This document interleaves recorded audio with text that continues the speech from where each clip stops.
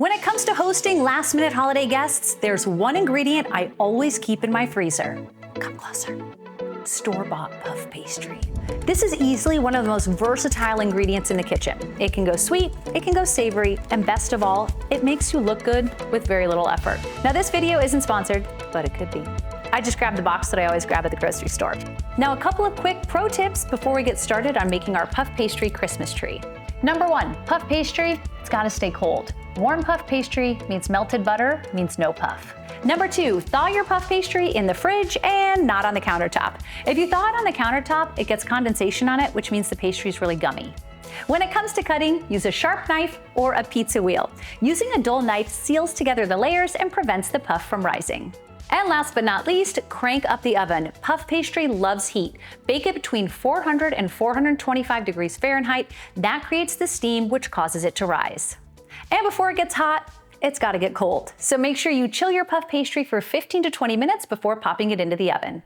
Now that you've got your quick pro tips, let's make the ultimate puff pastry Christmas tree. I've got 2 sheets of thawed cold puff pastry. I'm gonna lightly flour my work surface just to prevent the pastry from sticking. And we're gonna work one layer at a time. Using a rolling pin, lightly seal together any perforations. Then we're gonna roll it till it's about 11 inches long. And we're ready to cut the first layer of our Christmas tree. So I'm gonna be using my pizza wheel here to make a large triangle.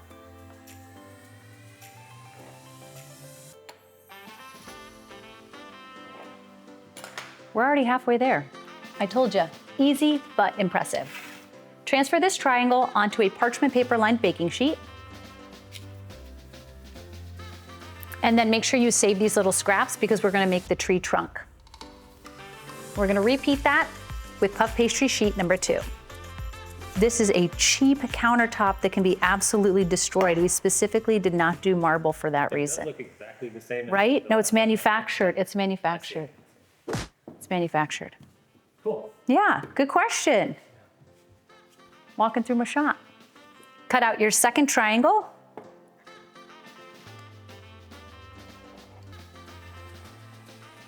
And as long as we're here, let's cut out the stem or the trunk. Do trees have stems or trunk? What does a tree have? Tree trunk. Tree trunk. So we're gonna make a little rectangle here, about 3 inches by 1.5 inches. And then we're gonna do the exact same thing on the other side.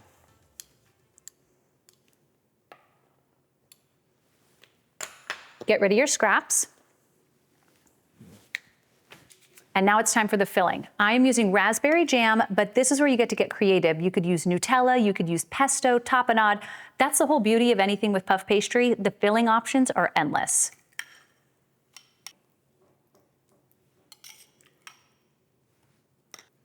I'm spreading the jam into a thin layer, leaving about a 1/2 inch border on the edges. Sometimes I make this also with fresh herbs. Rosemary and raspberry jam go great together.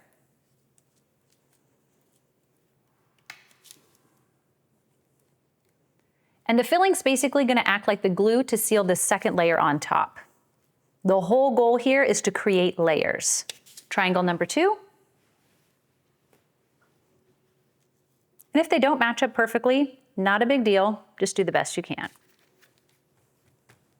And now let's add the tree trunk. I almost said stump. The tree trunk. Okay, so I'm gonna lift up the bottom part here and place our one piece on the bottom. A little bit more jam. Now, could you make this tree without a trunk or stump? What? I don't. Tree trunk. Tree trunk. Tree trunk. I want to turn this so you guys can see what we're doing. Second little rectangle here. So I've got this basically sandwiched between our 2 triangles. I'm going to place this piece right on top. You can see where we're going with this Christmas tree. And we're like 80% of the way there. So now this is where your pizza wheel is gonna come in handy. If you don't have a pizza wheel, just use a little knife. We're gonna make slits every 1 inch along the sides of the tree. But here is the most important part.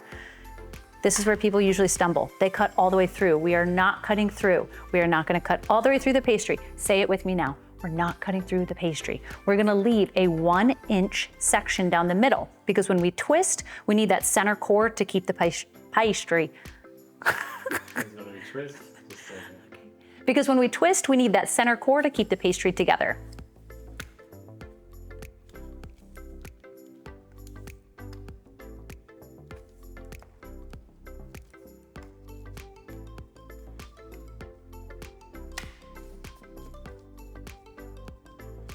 And we're gonna do the exact same thing on the other side.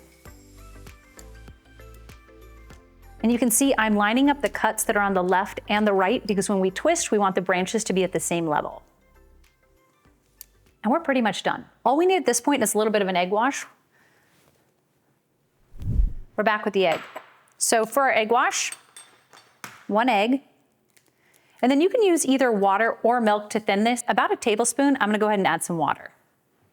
Whisk it up.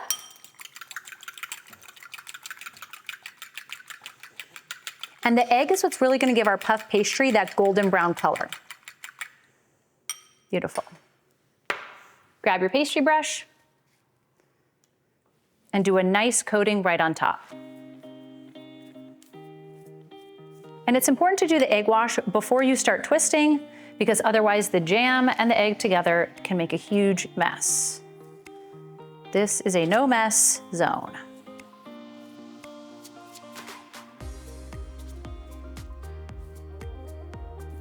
And don't forget the stump. No, the trunk. Dustin just told me it becomes a stump once it's cut, so don't forget the trunk. Now this is the absolute best part, and this is what's gonna make you look like a professional pastry chef. We're going to just twist each of these branches towards us, away from us, one toward, one away. There are no rules. Get your kids to do this. It's a lot of fun. The top ones are not gonna twist much. We're gonna do a simple, like kind of halfway fold because they're much thinner.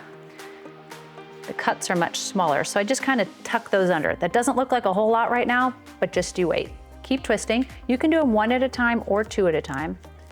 We'll go down the left side here first. So all I'm doing is picking it up and twisting it towards me. But again, twist it away from you, twist one direction, one the other. We're basically just making that branch into a kind of sectioned area from the tree. And keep in mind, these branches are all gonna puff up in the oven and they're gonna all end up touching each other, but it creates this really cool texture down the side.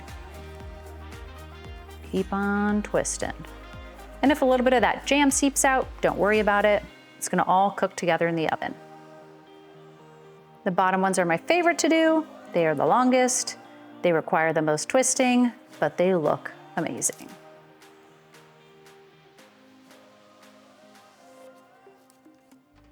Repeat the exact same thing on the second side.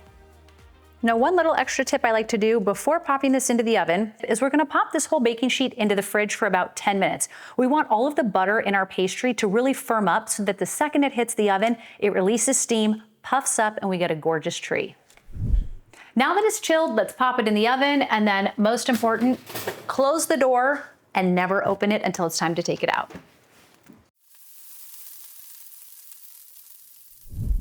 My puff pastry Christmas tree is out of the oven, completely cooled. How gorgeous is this? 3 ingredients, that's all it takes. But of course, no Christmas tree is complete without a little bit of snow. So we're gonna use some powdered sugar to just dust it lightly on top.